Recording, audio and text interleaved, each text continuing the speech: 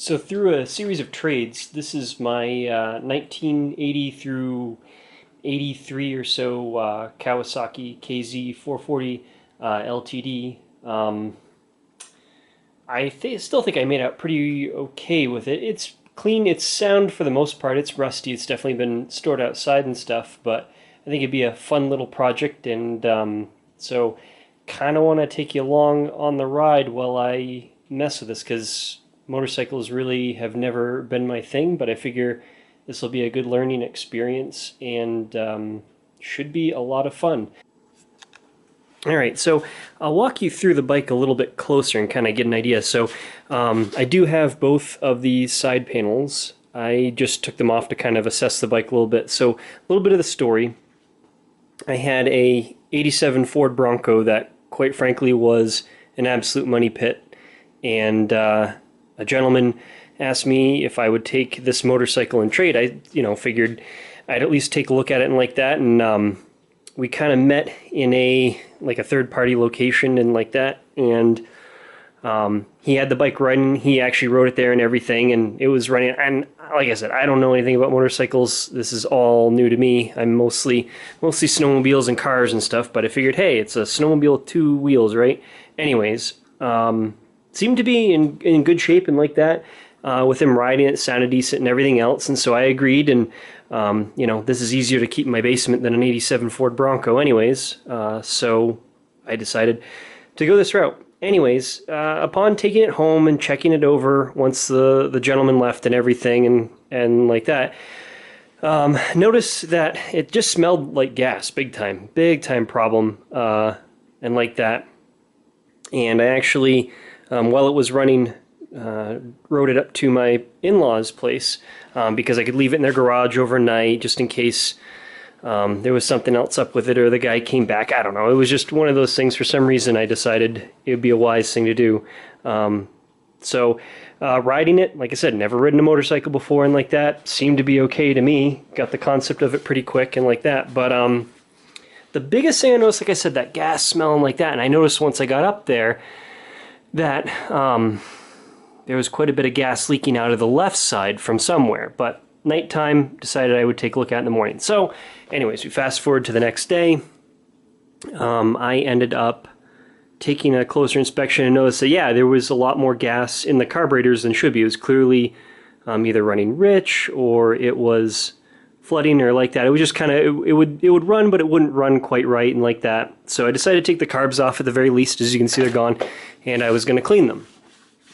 Well, they're a style of carburetor that I hadn't seen before, and they're basically a butterfly carb with vacuum slides. And I guess this is pretty common on motorcycles and like that. So figured parts would be available for it, because when I cracked it open, I noticed that the boots for the slides themselves, or the diaphragms rather for the slides themselves, were repaired with some silicone and like that, and that the vents or overflow tubes in the float bowls for the carburetors, one side leaked profusely. It was cracked. It had eroded. It had corroded quite a bit, and it cracked and would leak. So I tried a few different methods to repair all of it. I went through trying to find new diaphragms for the carb and everything like that. And you could find some decent aftermarket ones. They're kind of expensive, and so doing research on the bike and this style of bike and like that, I went to the KZ440 owners group forum,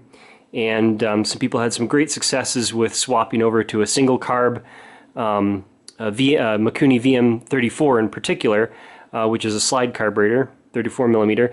And this gentleman on the forum had his own little company manufacturing the 2-into-1 manifold necessary for this, I think it was 11th Hour Industries or something like that. Anyways, I decided to bite the bullet because I messed around with those carbs. I tried repairing the little vent tubes for the float bowls, and it just wasn't working out in any way. And another set of carburetors was like $80, and so with the Mikuni, the slide carb, and the intake manifold and like that, it was definitely a little more expensive than if I tried to find the original carburetors, but I figured with a more modern slide carburetor, the Mikunis tend to be a lot easier to adjust, and with these running dual carburetors, you kind of want to balance them and like that. I just didn't want to get into it, so I figured I'd take that route. anyways, that's the biggest issue with the bike because, like I said, I did hear it running. It did sound good. I haven't done a compression test yet. You can see the plug wires are missing because one of the other issues that I found was that the coil that was on it, the plug wires were extremely brittle, and I just didn't want to run into an issue there, so I wanted to get a new coil for it as well. So other than all that, it seemed to be a great thing to work with. So fast forward a little bit further, like I said, the gas smell and everything else, I will show you the next thing that was the major issue with the bike that I discovered. So I'll be right back.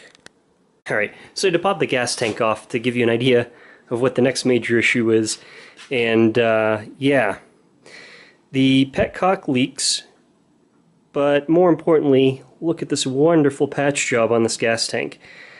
It shouldn't really come as a shock to me at all, simply because, like I said, there's a lot of surface rust on the bike. It's very clear that this has sat outside for some time, and obviously being an over 30-year-old bike, I mean, it's going to have rust on it and everything. But anyways, so I thought about, well, I can easily weld a patch in there, not a problem, right? A little bit of metal work and like that, but I just didn't want to mess with it. So this thing kind of has sat in my basement for, oh boy, probably the last 5 years, honestly, at this point, if I'm thinking about how much time has passed. And then finally, kind of got the itch to just get it out of my basement and possibly sell it and all that kind of stuff. So I scoured eBay, and I ended up picking up this gas tank. So this one came from out west, and it's not the prettiest thing in the world, as you can see. It's, you know, not a huge fan of the red color that they chose and like that. And obviously, I don't know if they cleaned out the gas tank and whatever they used to clean it took off the clear coat, or if it's just from gas, whatever. There's a nice little ding here. But other than these two things, the inside of the tank is nice. There's a little bit of flash rust, but nothing major. And the bottom side of the tank looks super good. So I got a reasonable price on this for sure, and this is going to work out great as a replacement tank. So one problem solved. Other than cleaning it up and like that, we have a safe and clean storage area for fuel on the bike. So since we have fuel storage taken care of, now we have to concern ourselves with fuel delivery. So this is the route I went.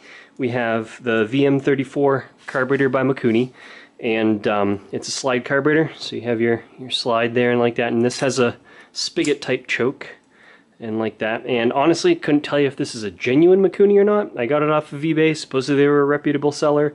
Looks good enough to me. And from what I've heard, the Chinese knockoffs anyways are, you know, reasonably good. I mean, this thing isn't going to be any kind of race machine or anything, but at least this will get us in the right ballpark. But I'm pretty sure it is a proper Mikuni. The logos all look correct and everything. So anyways, this is the carburetor we decided to go with. And, you know, classic uni filter, since the carburetor itself won't connect up to the stock airbox, and we're gonna have to probably remove the stock airbox anyways to make room. But this is the 2-into-1 manifold that is manufactured by 11th Hour Industries that I found through the KZ440 forum. Honestly, it seems to be a pretty well-made piece of kit here. You know, it's not, once again, it's not extremely special, but, you know, the welds are decent. It's clear there aren't any real leaks on it or anything like that, and it appears that it's going to mount it, but I haven't tried mocking it up at all on the bike yet. But he sends you the manifold and sends you just a piece of hose here to connect the manifold up to the carburetor. Pretty standard for something like this, and some hose clamps for that, as well as a couple of gaskets for the manifold itself to the engine, and all the necessary hardware to bolt it up. So looking forward to trying that.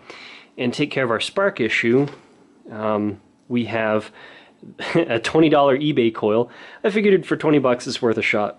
I mean, it can't really be any worse than what was on it. But I need to wait for some spark plug boots to come in for that, and as a result I'm going to have to get new spark plugs, because the style that are on there are the screw-on type, and the boots that I want to go to the, you know, obviously more modern setup where it's just the clip-on type.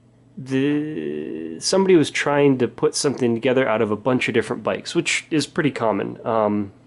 The seat, for example, underneath it is listed as an 82. The coil that was on this was listed as an 81. The VIN that's on the frame puts this bike at an 80. So it's, you know, on one hand it's kind of frustrating because, you know, is this thing going to be a bit of a gremlin to put together? But on the other hand, it's kind of neat. You're sort of inheriting somebody else's, I don't know, dream? That's not a good way to put it. I don't really have a good word for it, but in other words, it isn't really discouraging to me. It's just, I find it interesting, I guess. But all kinds of little electrical things, like, you know, the ground cable probably should be replaced. There's a lot of oxidation on that cable itself and like that, and I need to get a battery. But it just seems like for the most part the bike really is together, so I still hold out a bit of hope for this. But we'll just have to see going forward what it brings us. So I think that's going to end today's video on all of this, just because I really don't have much more that I can do until I get some hardware for this and I get those plug boots in.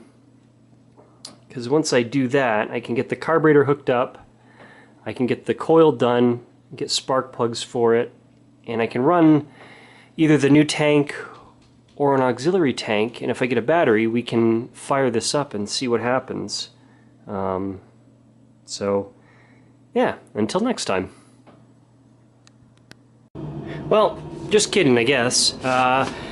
It bugged me about the hardware with the manifold because I figured the gentleman who made this probably knows a lot more about it than myself, and since he's sold a bunch of them on the forum and everybody's highly praised him, I decided to give it a shot with that hardware again, and I just tried it without anything in there, and sure enough, it definitely didn't bottom out. It's just that probably because the other screws are shorter, there's a little bit of corrosion on the inside of the threads. So anyways, long story short, I got the manifold bolted up.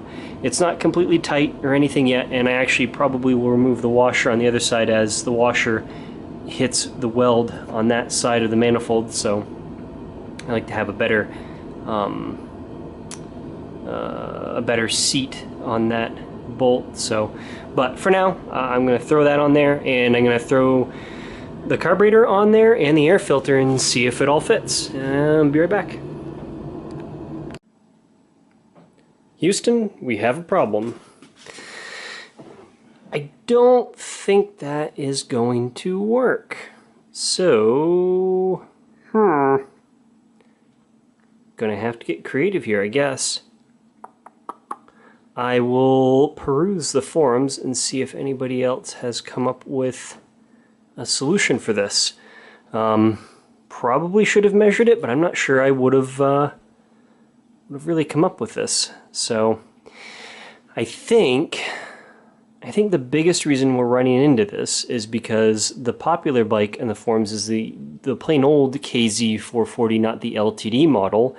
And I think the biggest difference between those two bikes really is the fact that on the regular 440, basically the frame runs straight back across, and on the LTD it swoops down like this because the seat sits a little lower for the more cruiser style riding. So, I don't know what we're going to do here necessarily, but we'll come up with something.